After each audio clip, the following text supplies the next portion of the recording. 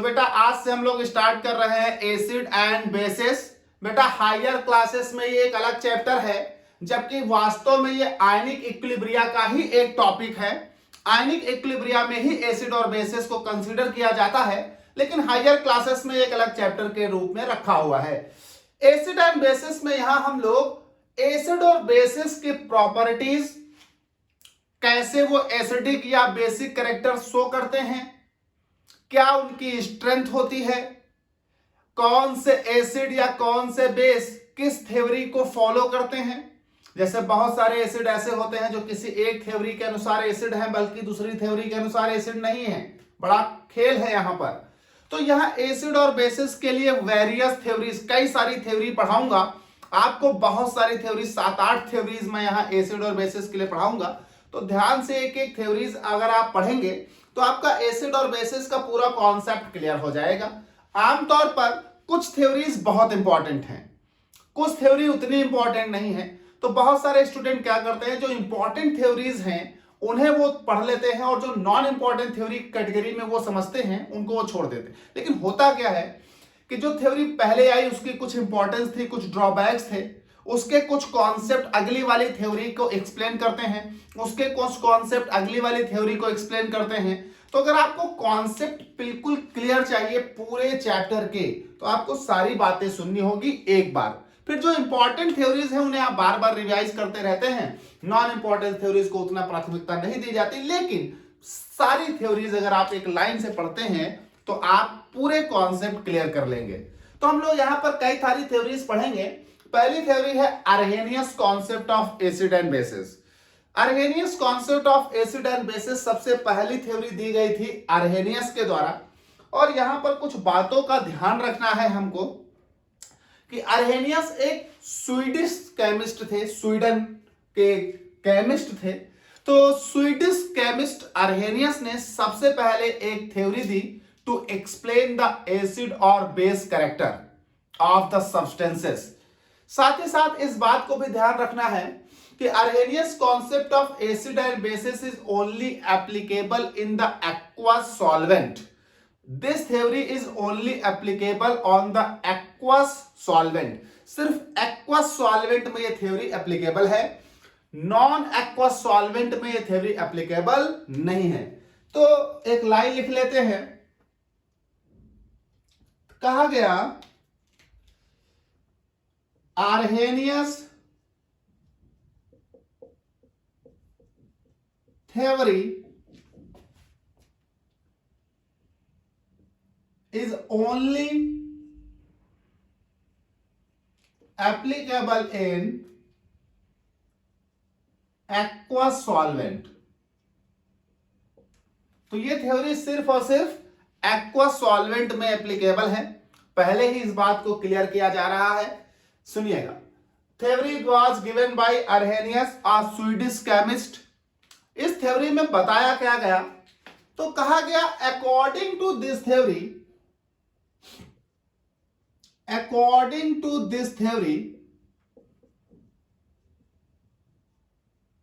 अगर आप एसिड को डिफाइन करना चाहते हैं तो एसिड क्या होता है। कहा गया N acid is a substance which contains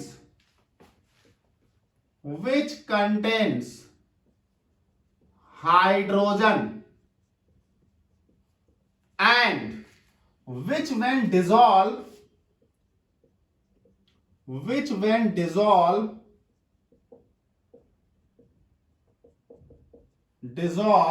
in aqueous medium। देखिए वर्ड आ गया aqueous, in aqueous medium या aqueous solvent, that is water. Water ही होता है aqueous solvent. Aqueous solvent gives H+ ion, और अगर आप वाटर के रिस्पेक्ट में कहना चाहें तो H3O+ आयन। तो बेटा अकॉर्डिंग टू अर्हेनियस एसिड वो सब्सटेंस हैं, सुनिएगा, जिनके पास हाइड्रोजन हो। यहां शर्तें बहुत हैं, जिस वजह से इस थ्योरी के फेल होने के चांसेस बहुत बड़े हो जाएंगे।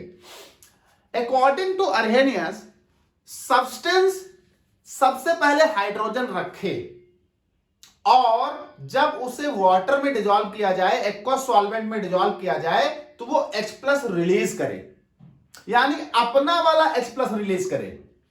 तो दो शर्तें यहां लगी हैं, सब्सटेंस को हाइड्रोजन रखना है और वाटर में डिसॉल्व करने पर H+ रिलीज करना है। अगर कोई हाइड्रोजन रख रहा है लेकिन वाटर में H+ रिलीज नहीं कर रहा तो वो अर्हेनियस के अनुसार एसिड नहीं है। और अगर कोई वाटर में आने पर H+ कहीं से भी रिलीज करा रहा हो पर अपने पास ना रख रहा हो तो भी वो अर्हेनियस के अनुसार एसिड नहीं है। बड़ा कहानी है। अर्हेनियस के अनुसार एसिड वो लोग हैं जिनके खुद के पास हाइड्रोजन हो और वाटर में डिसॉल्व करने पर वो H+ रिलीज करते हो।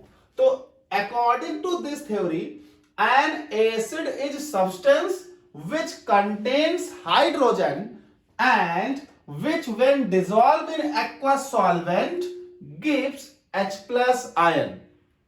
तो एसिड वो सब्सटेंस हैं जिनके पास अपना खुद का हाइड्रोजन हो और वाटर में डिसॉल्व करने पर, एक्वस सॉल्वेंट में डिसॉल्व करने पर वो H+ रिलीज करते हो। ऐसे लोग कहलाएंगे एसिड। तो इस थ्योरी के अनुसार अगर हम एग्जांपल देखें तो फॉर एग्जाम्पल, तो एग्जाम्पल के तौर पर इस थ्योरी के अनुसार HCl एसिड है, क्योंकि HCl को जैसे ही आप वाटर में डिसॉल्व करेंगे, यहां आप लिख दीजिए, तो ये रिलीज करेगा H+ और Cl-। इस थ्योरी के अनुसार जैसे ही आप HCl को वाटर में डालेंगे तो HCl वाटर में जाने के बाद रिलीज करेगा H+ Cl-। तो चूंकि इसने H+ रिलीज किया और इसके खुद के पास H था तो it is acid. According to this theory HNO3 is acid because this release the H+ NO3-। तो HNO3 भी अर्हेनियस के अनुसार एसिड है। According to this theory H2SO4 is a acid, H2SO4 is a acid, H+ HSO4-। Now according to this theory HSO4- is also an acid because इधर देखिए ये भी क्या कर रहा है, H+ रिलीज कर रहा है और बना रहा है SO4-। तो according to this theory all these are acids। साथ ही साथ इस थ्योरी ने एक चीज और देखी कि बहुत सारे ऐसे एसिड हैं जिनको जब वाटर में डाला जाता है तो वो पूरी तौर से सारे के सारे H+ रिलीज नहीं करते। जैसे मान लीजिए CH3COOH, जब हम इसे वाटर में डालते हैं तो जितना अमाउंट हम इसका वाटर में डालते हैं वो पूरा का पूरा अमाउंट अपने आयंस में डिस्ट्रीब्यूट नहीं होता। सपोज करिए पानी में आपने 10 ग्राम CH3COOH एसिटिक एसिड डाला, लेकिन वो 10 ग्राम पूरा नहीं टूटा, कुछ फ्रैक्शन टूटे और जितने फ्रैक्शन उसके टूटे ना वो H+ रिलीज कर रहे थे। तो H+ के रिलीज करने के कारण ये एसिड, जैसे आपने इसे वाटर में डाला तो H+ के रिलीज करने के कारण ये एसिड, तो now this is also acid. वैसे ही H2CO3 carbonic acid, carbonic acid को आप जब वाटर में डालते हैं तो ये H+ रिलीज करता है। नाउ आपके पास है H3PO4, ये भी एसिड, जैसे आप इसे वाटर में डालते हैं तो ये H+ रिलीज करता है। तो इस तरह से हमारे पास ये भी अर्हेनियस के अनुसार एसिड है। क्यों? क्योंकि इनके पास भी H है और वाटर में डालने पर, ये एरो पर आप वाटर लिख देंगे, वाटर में डालने पर ये क्या रिलीज कर रहे हैं, H रिलीज कर रहे हैं। लेकिन यहां पर एक बात गौर करिएगा, कुछ ऐसे लोग हैं जिन्हें जितना अमाउंट वाटर में डाला जाता है पूरा का पूरा टूट जाता है। कुछ ऐसे लोग हैं जिनका जितना अमाउंट वाटर में डाला जाता है उसका पार्शियली डिसोसिएट होता है।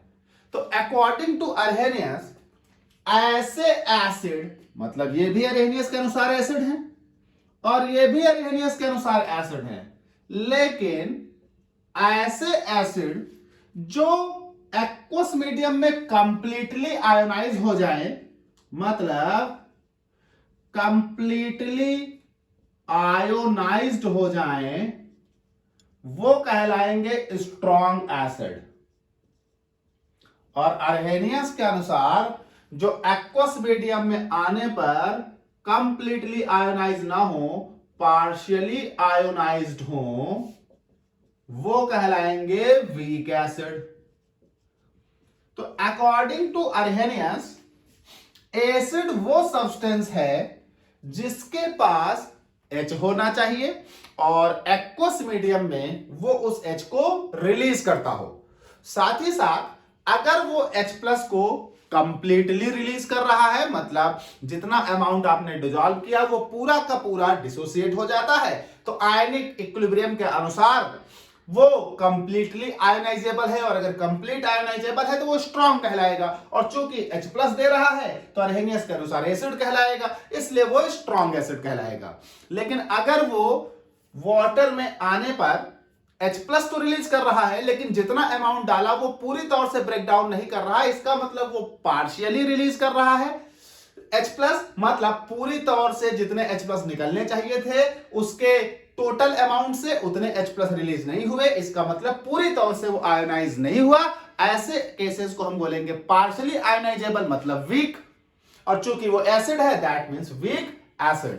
तो ये आपके पास according to Arrhenius this is called acids, weak acids or strong acids. Weak acids are partially ionizable, strong acids are completely ionizable. Now Arrhenius के अनुसार अब बेस क्या होगा, तो बात करते हैं अरहेनियस के अनुसार बेस क्या होते हैं। तो इसी डिफिनीशन में ही बेस की भी बात आ जाएगी, थोड़ा सा हम चेंज करेंगे। अब इसके आगे आप इसके नोट्स बनाते रहेंगे भाई, तो इसी के आगे हम थोड़ा चेंज करेंगे। तो यहां मैं अब कर देता हूं, कहा गया सिमिलरली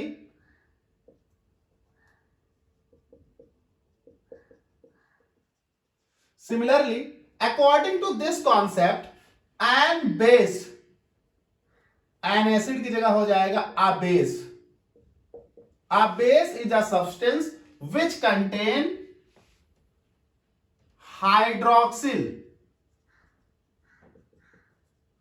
hydroxyl group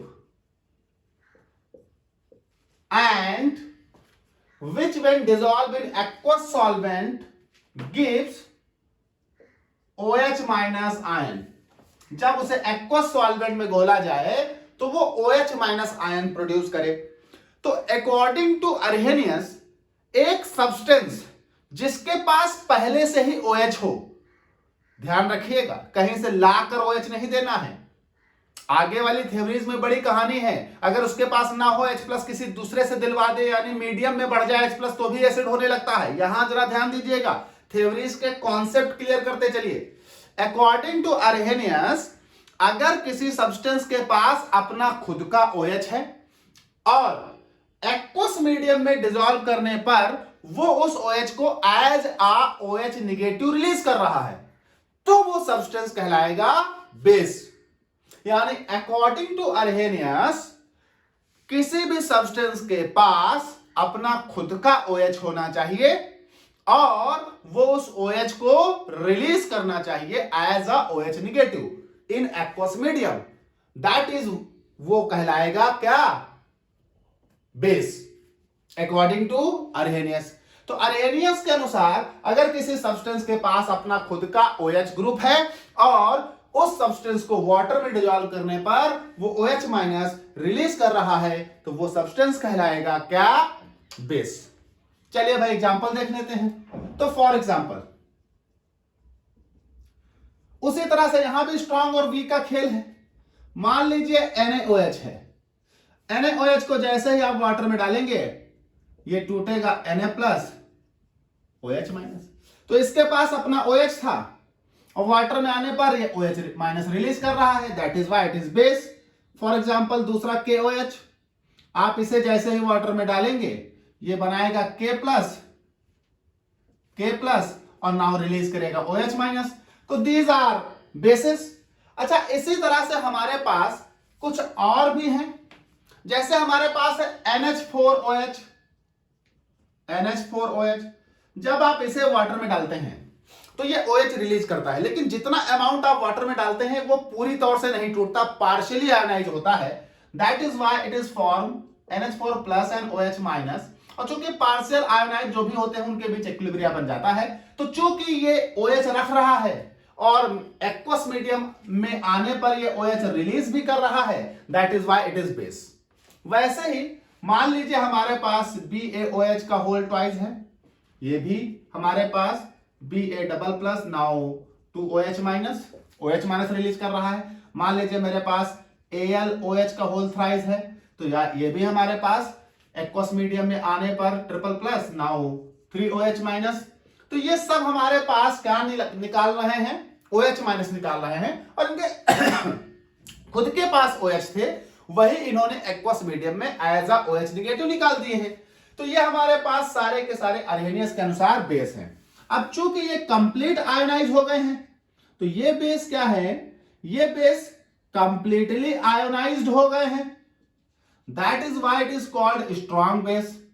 और उधर वाले बेस अगर हम देखें तो ये वाले जो बेस हैं, ये सारे बेस पार्शियली आयोनाइजेबल हैं, तो पार्शियली आयोनाइज्ड हैं, that is why it is called weak base. तो हमारे पास अकॉर्डिंग टू अरहेनियस, अगर किसी सब्सटेंस के पास OH है और वो एक्वस मीडियम में आने पर OH निगेटिव यानी हाइड्रोक्साइड आयन बाहर निकाल रहा है, तो वो कहलाएगा बेस। अब अकॉर्डिंग टू अरहेनियस बेस दो तरह के हो सकते हैं। अगर वो कंप्लीटली आयोनाइज हो जा रहा है एक्वस मीडियम में और OH माइनस रिलीज कर रहा है तो स्ट्रॉन्ग बेस, और अगर वो पार्शियली आयोनाइज हो रहा है और OH माइनस रिलीज कर रहा है तो वो weak base. Now according to Arrhenius neutralization को जरा डिफाइन कर दें, तो ये आप नोट करते जाएंगे, ये बेस के अनुसार हो गया। तो अब जरा बात करते हैं न्यूट्रलाइजेशन की।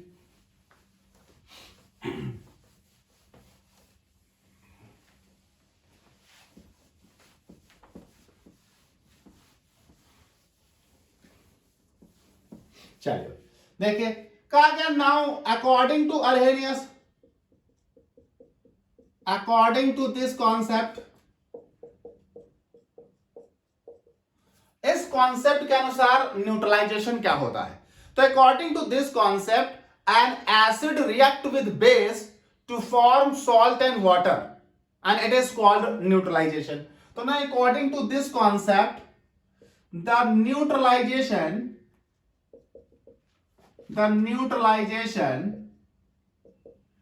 is the reaction between acid and base to form salt and water। चूंकि ये एक्वस मीडियम का कॉन्सेप्ट है तो वाटर बनेगा। तो now according to this concept the neutralization is the reaction between the acid and base to form salt and water. तो जरा देख लेते हैं न्यूट्रलाइजेशन। मान लीजिए एक आप एसिड लें, एक आप बेस लें, और क्या बनाएं, सॉल्ट एंड वाटर, तो ये रिएक्शन कहलाएगी न्यूट्रलाइजेशन। फॉर एग्जांपल मैंने एसिड ले लिया HCl, मैंने बेस ले लिया NaOH, और हमारे पास सॉल्ट बन गया NaCl, now this is water. तो ये रिएक्ट दिस, तो ये हो गया न्यूट्रलाइजेशन। अब जरा हम इसको आयनिक फॉर्म में लिख देते हैं। तो HCl स्ट्रॉन्ग एसिड है तो H कंप्लीटली डिसोसिएट करके निकलेगा, Cl माइनस भी पूरी तरह से। Now this is Na plus और OH minus, now this is Na plus और Cl माइनस सॉल्ट है। अच्छा, सॉल्ट जो होते हैं वो स्ट्रॉन्ग इलेक्ट्रोलाइट होते हैं, और आप इन्हें स्ट्रॉन्ग एसिड स्ट्रॉन्ग बेस बोल रहे हो। एसिड बेस अगर स्ट्रॉन्ग है तो भी वो स्ट्रॉन्ग इलेक्ट्रोलाइट होते हैं, तो पूरी तौर से अपने आयंस में टूटेंगे। Now this is water. तो यहां देखिए वास्तव में रिएक्शन किसकी हुई है। तो यहां से Cl minus ions to ions cancel out करिए, Na plus to Na plus cancel out करिए। यानी वास्तव में जब एसिड और बेस ने रिएक्शन की ना, तो वास्तव में देखिए रिएक्शन किसकी हुई, तो वास्तव में रिएक्शन हुई H+ की और OH- की। Now this is actually called neutralization. तो अगर हम प्रॉपर तरीके से अर्हेनियस के अनुसार न्यूट्रलाइजेशन की बात करें तो जो लोग जितना जानते उतना लेके उड़ लेते, तो बेटा यही लाइन सब जानते हैं, इसी को न्यूट्रलाइजेशन कहने लगते। और अगर आपको याद होगा पिछले आयनिक इक्विलिब्रियम में हमने न्यूट्रलाइजेशन वाला टॉपिक कहा था, तो वहां कहा था सिर्फ एसिड बेस मिला देने से न्यूट्रलाइजेशन नहीं होता। वहां एक कहानी थी, क्योंकि लोग इतना ही जानते इतना ही कहते। यहां से हम डिफाइन करेंगे, अभी वही बात आ जाएगी लौटकर, हमने जो न्यूट्रलाइजेशन में पढ़ाई थी। देखिए क्या कह रहा है, तो वास्तव में यहां न्यूट्रलाइजेशन का मतलब है H+ give by the acid and OH- given by the base. तो actually according to Arrhenius, neutralisation is the reaction between the H+ ion produced by the acid completely react with the OH- ion produced by the base to form water. H+ जो acid के द्वारा बनाए गए हैं, OH- जो base के द्वारा बनाए गए हैं, उनका पूरी तौर से रिएक्ट करके वाटर बना देना न्यूट्रलाइजेशन कहलाएगा। तो अदर वर्ड्स में, in other words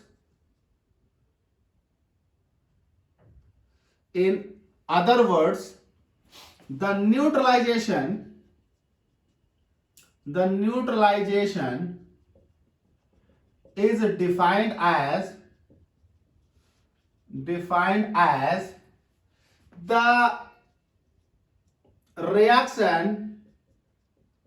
the reaction between H+ ions produced by acids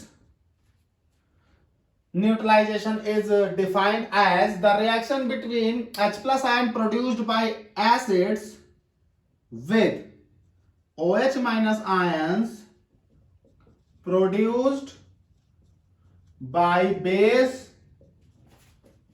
to form water. तो actually the neutralization is defined as, तो कहा गया the reaction between H+ ion produced by the acid with OH- ion produced by the base to form water. तो हमारे पास acid के द्वारा कुल H+ ion जो निकले हैं, बेस के द्वारा कुल OH- जो निकले हैं, उनका पूरी तौर से आपस में रिएक्ट करना और रिएक्ट करके वाटर बना देना, this is called neutralisation according to the Arrhenius concept.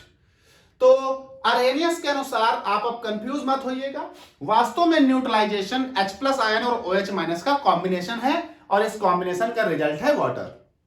अच्छा, ये थ्योरी बड़ी अच्छी है, यहां बहुत सारे बेसिक आइडियाज क्लियर होते हैं। तो अगर इस थ्योरी को वन वर्ड में हम पढ़ें तो according to Arrhenius, acids are H+ donor in aqueous medium में, base are OH- donor in aqueous medium, and the reaction between the H+ and OH- to form water is called neutralization. तो ये एक theory है, basic idea हमारा clear करती है। इस theory में कुछ लिमिटेशंस भी हैं, ये सब नोट करते जाओगे बेटा, आपके नोट्स भी तैयार होते जाएंगे। तो इस थ्योरी में कुछ लिमिटेशंस भी हैं। देखिए जरा हम इस थ्योरी की लिमिटेशंस की बात करें और इन लिमिटेशंस से ही हम अगली वाली थ्योरी का आइडिया लेंगे। तो हम जरा बात करेंगे लिमिटेशंस। इस थ्योरी में कुछ लिमिटेशन है। सबसे पहली लिमिटेशन, इसका पहला पॉइंट ही इसका सबसे पहला लिमिटेशन बन जाएगा। कौन सा? The theory is only applicable in the aqueous medium. Aqueous medium से बाहर जाओगे तो ये थ्योरी एप्लीकेबल नहीं है। मतलब अगर आप एज अ सॉल्वेंट वाटर को छोड़कर कुछ और लेते हैं तो ये थ्योरी एप्लीकेबल नहीं है। तो पहला लिमिटेशन है, this theory is only applicable in aqueous medium, और यही इसका सबसे पहला लिमिटेशन है। ये aqueous medium में एप्लीकेबल है, it is not applicable in the non-aqueous solvent. It is not applicable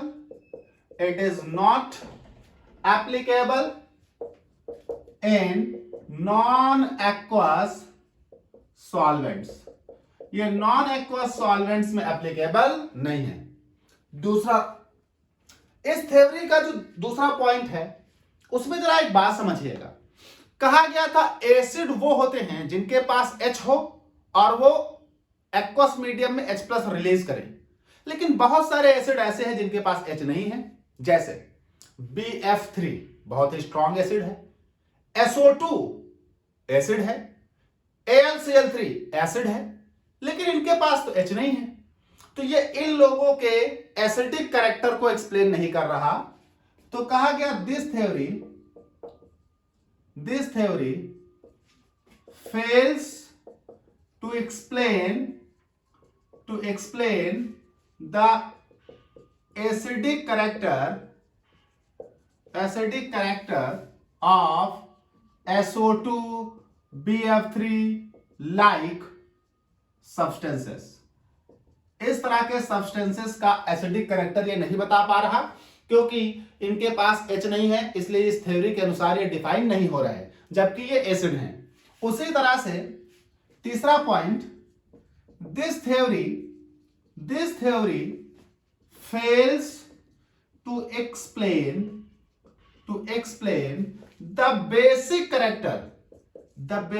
character of substances like NH3।